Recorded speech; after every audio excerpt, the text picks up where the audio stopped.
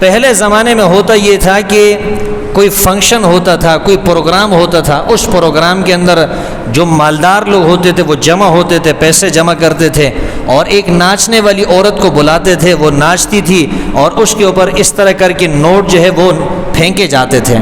آج کل ایک جدید فیشن آ گیا ہے، اور یہ مجھے ایک نمازی نے بتایا کہ ایک جدید فیشن یہ آ گیا ہے کہ لوگ جو ہے وہ شادی کے اندر یا کسی فنکشن کے اندر جمع ہوتے ہیں اور وہاں پر یہ جو ناچنے والی عورت ہوتی ہے اس کو بلایا جاتا ہے، وہ ناچتی ہے اور پھر جو سرمایہ دار ہوتے ہیں وہ پیسوں کی پوری گڈی ایک ہی مرتبہ کے اندر اس طرح اچھالتے ہیں، ایک دوسرے کا مقابلہ کرتے ہیں۔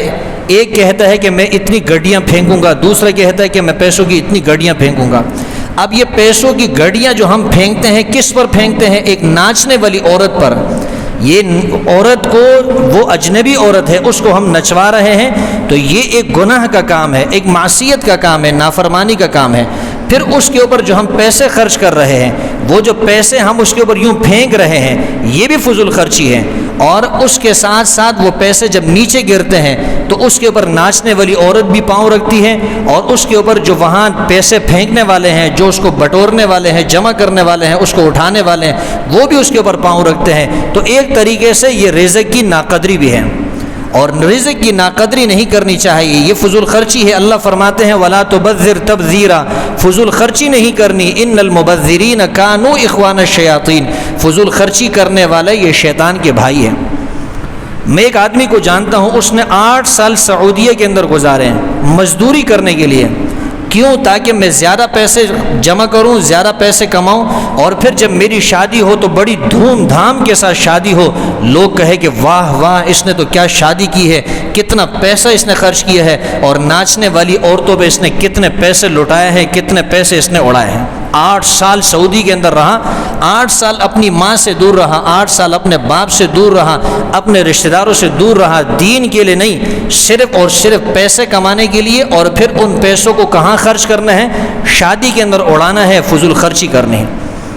حالانکہ شادی بالکل آسان ہے، شادی کے اندر صرف کیا ہے؟ آپ نے لڑکی کو 2 جوڑے دینے ہیں، آپ نے ولیمہ کرنا ہے، اور ولیمہ بھی آپ نے حسب استطاعت کرنا ہے، اپنی توفیق کے مطابق۔ آج کل شادی کو ہم نے کتنا مہنگا کر دیا۔ ایک نوجوان مجھ سے کہنے لگا میری بہن کی شادی ہے، تو ہم نے کھانے کی جب بات کی تو کھانے والے نے ہم سے کہا کہ 5 لاکھ روپے خرچہ ہوگا، کم سے کم 5 لاکھ سے لے کر 6 لاکھ کے درمیان خرچہ ہو سکتا۔ تو جب کھانے کا خرچہ صرف 5 سے 6 لاکھ روپے ہیں، پھر کپڑوں کے خرچے لگا لے، پھر زیورات کے خرچے لگا لے، پھر مائیوں، مہندی اور شادی کی جو رسومات ہے اس کے خرچے لگا لے، یہ کتنے خرچے ہیں؟ یہ خود ہم اپنے لیے شادی کو مہنگا کر رہے ہیں، ہم شادی کو مشکل بنا رہے ہیں، اور زنا کو کیا کر رہے ہیں؟ زنا کو آسان بنایا جا رہا ہے۔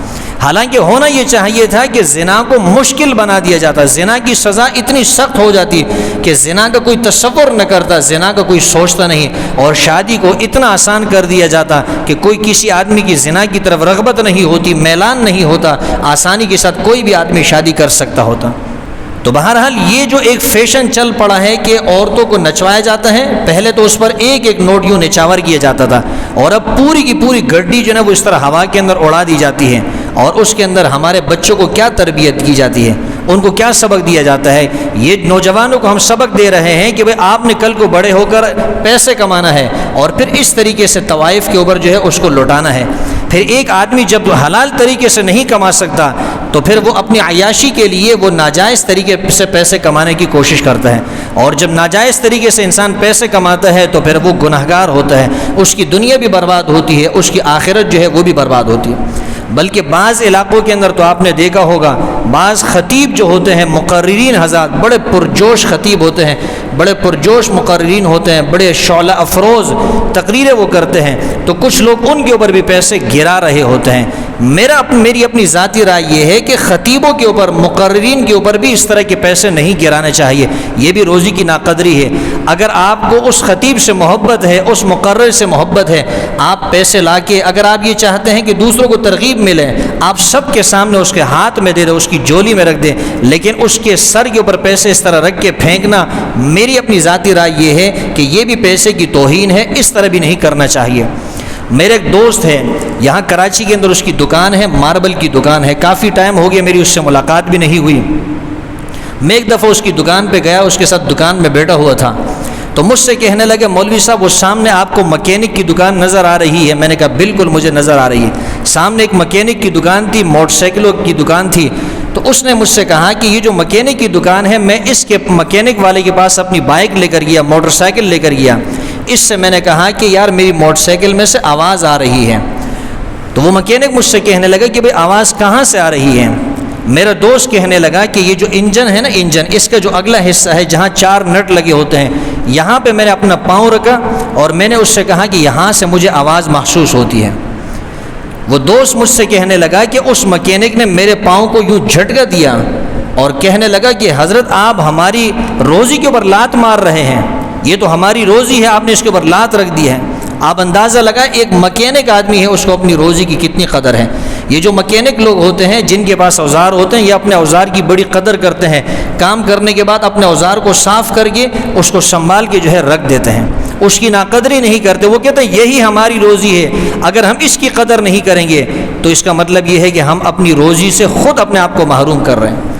اس سے ہمیں یہ بات سمجھ میں آتی ہے، کوئی ڈاکٹر ہے، کوئی انجینئر ہے، کوئی کسی دفتر میں کام کرتا ہے، کسی کمپنی میں کام کرتا ہے، اس کو اپنی روزی کی قدر کرنی چاہیے، اپنی روزی پہ لات نہیں مارنی چاہیے۔ کہتے ہیں ایک واقعہ ہے، کہاں تک اس میں صداقت ہے، کہاں تک یہ بات سچی ہے، بہرحال ایک واقعہ ہے۔ کہتے ہیں کہ ایک عورت تھی، اس کے بچے نے بڑا پیشاب کیا تو اس کے پاس پیسے بہت تھے، دولت بہت تھی، کھانے کے لیے بہت اللہ نے اس کو دیا تھا۔ اس کے بچے نے بڑا پیشاب کیا، اس نے روٹی کے ساتھ اس بچے کو صاف کیا، اتنی اس نے روٹی کی ناقدری کی، روٹی کی ناقدری کی۔ ابھی رات گزری، ابھی دن گزرا نہیں تھا، ابھی ایک دن پورا گزرا نہیں تھا، اللہ نے اس کو ایسے فقر کے اندر مبتلا کیا، ایسی غربت کے اندر اللہ نے اس کو مبتلا کیا۔ اس کی ساری دولت اللہ نے اس سے لے لی، اس کے کھانے کے ساری اشیاء اللہ نے اس سے لے لی، اور وہ اتنی محتاج ہوئی کہ اسی روٹی کو اس نے اٹھایا، اس کو دھو کے اسی کو اس نے کھانا شروع کر دیا۔ تو روزی کی ناقدری نہیں کرنی چاہیے۔ میں نے اپنی زندگی کے اندر اتنے لوگوں کو دیکھا ہے جن کے پاس کھانے کے لیے کچھ نہیں ہوتا تھا، ان کے پاس کپڑے دھونے کے لیے صابن نہیں ہوتا تھا، وہ کروڑ پتی بن گئے، وہ لاکھ پتی بن گئے۔ اور کتنے ایسے لوگوں کو میں نے دیکھا جو گاڑیوں میں گھومتے تھے، وہ ان کے اپنے گھر تھے، اپنے بنگلے تھے، اپنے محلات تھے، وہ بھیک مانگنے کے لیے مجبور ہو گئے۔